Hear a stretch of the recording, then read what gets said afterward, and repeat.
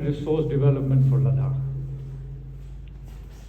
The challenge of rising unemployment among the educated youth of Ladakh. I think I shall start from there.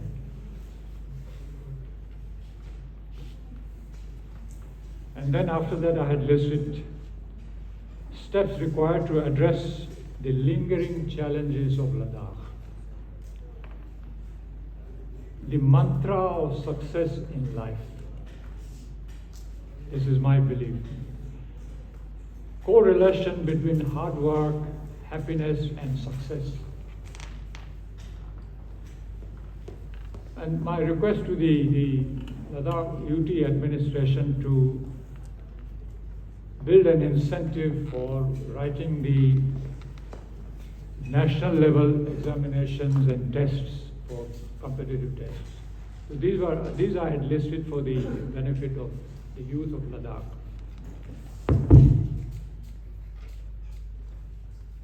Now, there is a limited development potential in agriculture and industry in Ladakh, you know that.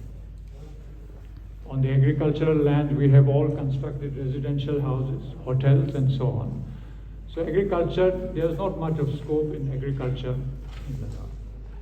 There's not much of scope for industries also in Ladakh because the markets are distant, the product markets are distant.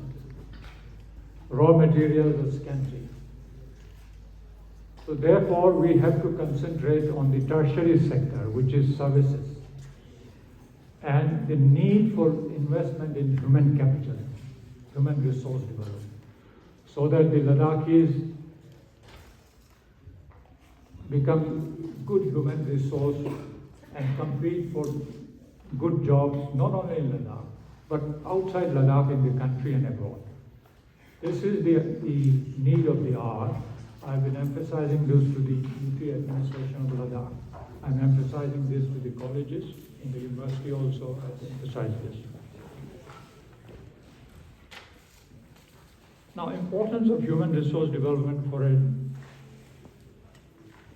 place like Ladakh cannot be overemphasized. Ladakh has a population of 3 lakhs as per the census of 2011. Now, this population is spread over an area of 59,000 square kilometers. But 90% of the geographical area is not amenable to any meaningful economic activity. And therefore, we have to concentrate on development of human resources. What this event is all about, development of human resources in Ladakh. The region's population is growing at a very fast rate. You know how much? 3.6% per annum. It's very high. Every year it is growing at the rate of 3.6%. It was 75,000 only in 1951. It is now 3 lakhs as per the 2011 census, and growing still very fast. But the livelihood avenues in different sectors of Ladakhi economy being extremely limited, it is unable to keep pace with the growing population. Therefore, in order that the economic opportunities keep pace with the growth in population, planners are required to give more accent on development of human resources.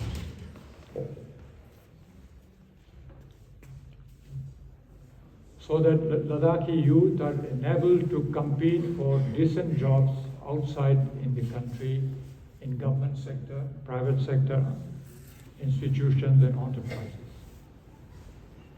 Now, besides, even for ensuring a broad-based public participation in economic expansion, general literacy and a comprehensive healthcare facilities are important for any economy. Education and health are intrinsically important because a population that doesn't have high literacy and health-wise it's wanting, is insipid and and morally repugnant. Morality apart, even for good participation in the economy, one has to be highly educated, highly skilled, and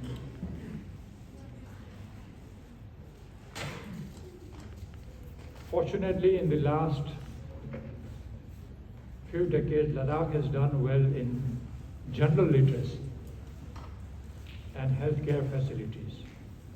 The 2011 census has shown that Leh and Kargil districts are among the topmost literate districts of Jammu and Kashmir, of which Ladakh was a constituent part. Out of 21 districts, Leh was number 1 and Kargil was number 3. That was something to be proud of.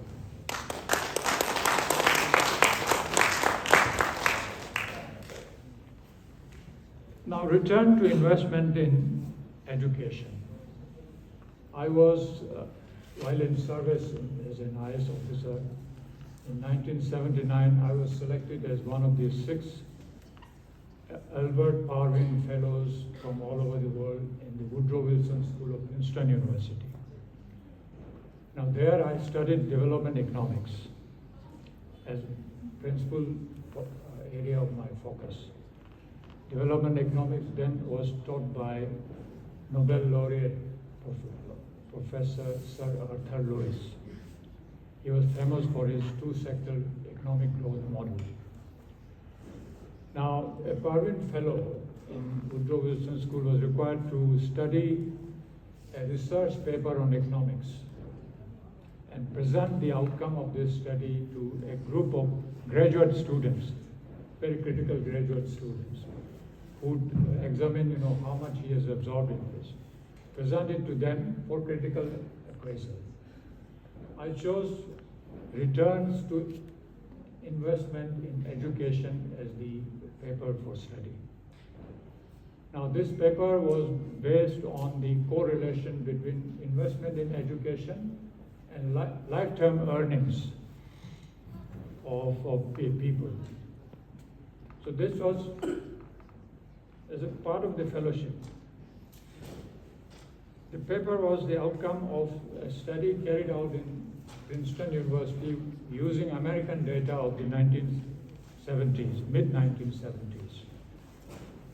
And they had studied the life earnings of school dropouts, high school graduates, degree holders, postgraduates, and PhDs. And they found that the returns to investment in education was twice as much as returns to investment in general, economic activities. Very high, 2.3% returns to investment in education. The examples of 2 persons were given. One was Bill Gates. You remember him? Of Microsoft fame. Bill Gates and Paul Allen. These 2 guys had school education, very high quality school education, but from the university they were dropouts. They didn't have any university degrees with them. They founded the Microsoft Corporation in Albuquerque and New Mexico in America in 1975. And within a few years, they had become, worldwide mentioned 2 successful persons in the United States. 2 school dropouts, only school education was there, no university education, no degree, no PhDs and so on. But they had by then earned the epithet of information technology geniuses. So investment in education and health services for public, for development of human resource in Ladakh is very important.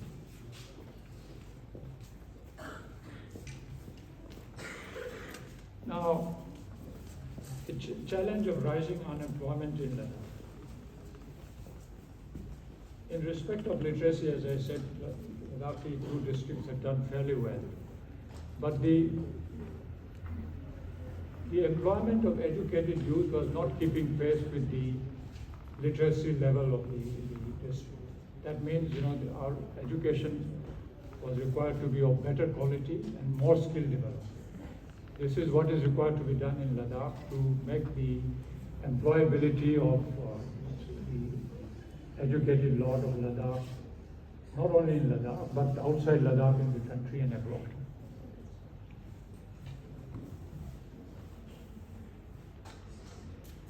Now, steps required to address the lingering challenges.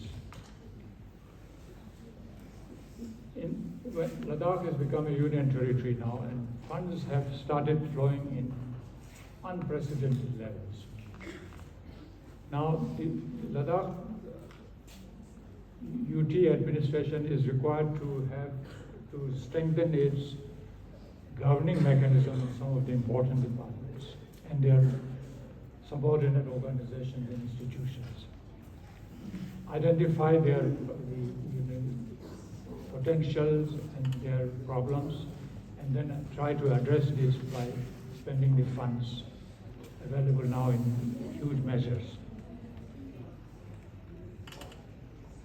Now, some of the specific recommendations that's coming out of this, and Dr. Javed Naki had said in the morning, to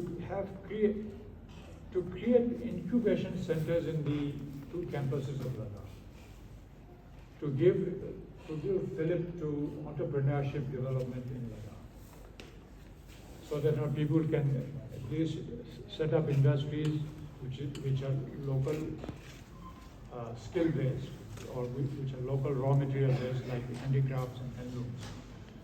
So incubation centers in the 2 universities campuses and the degree colleges.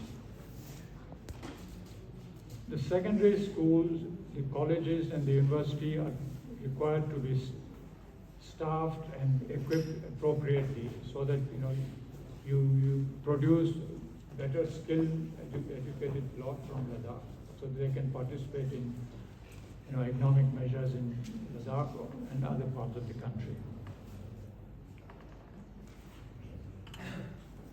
This is very important because in the coming years, Ladakh itself will not be able to absorb the educated youth of Ladakh in Ladakh itself. So you have to prepare them for competition in other jobs in the other parts of the country.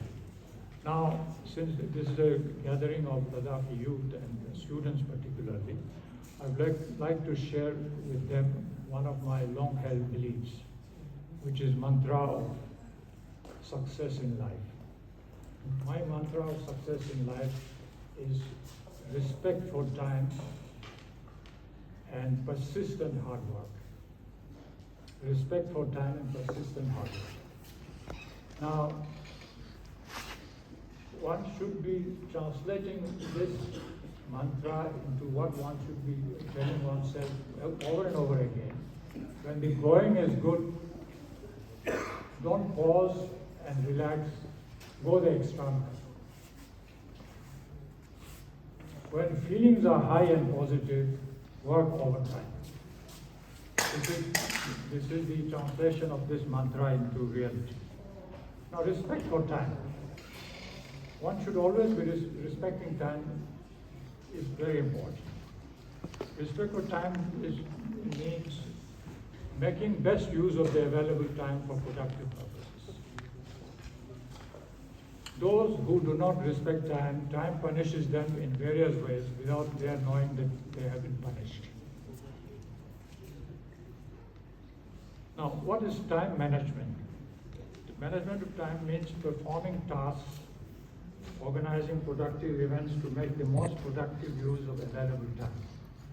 And the way of managing time is preparing a checklist of things to be done daily and doing them accordingly. Making a work schedule every day and sticking to this. Setting calendars of tasks and events for a day, for a week, for a month, for a year, and for a professional life, and sticking to it. Now, time budgeting. One should budget every hour, every day, every month, every professional life, right at the beginning of the period, so that you can utilize the times appropriately for achieving your ambitions in life. Respect for time is important for achieving your ambitions in life, so that there is no difference between your ambitions and your achievements in life. Now, time is a resource available to everyone and everywhere in equal measure. It is unlike other resources. What are the other resources? Natural endowment like water, air, and land. Wealth of various kinds like money and properties. Human and animal goodwill. These are all other resources which we need. Now, the other resources are available to different people at different places in different measures. Time is a resource which is available to all individuals and at all places in equal measure. And therefore, the importance of utilizing time, because if you can't deposit time and withdraw it at later stage, unutilized time goes waste. Thus, some people may utilize the available time gainfully, others may while away the time and squander it. Now, persistent hard work. What does persistent hard work mean? Hard work is making maximum use of the available time for a productive purpose. It is the opposite of laziness, whiling away or squandering time. There is a saying, hard work is hard, but no stone can hope to become a fine statue by avoiding the hardship of chiseling and hammering of the sculpture. So hard work is very important, but it has to be persistent hard work. Persistence means the feeling and the quality of a human being to continue to do something which is very difficult, unpleasant, or opposed by other people. So persistent hard work and respect for time is the mantra of success in life. There's a proverb on persistence of hard work. A river cuts through hard rocks not because of its force, but because of its persistence. You might have seen at the riverbed, round stones are always there. They were cut from rocks from the mountains. But these rocks have been, persistently rolled by the water for, I think, thousands of years. And then they become like eggs, round stones. Persistence is very important. Persistent hard work is very important for the success in life. Persistent hard work and respect for time.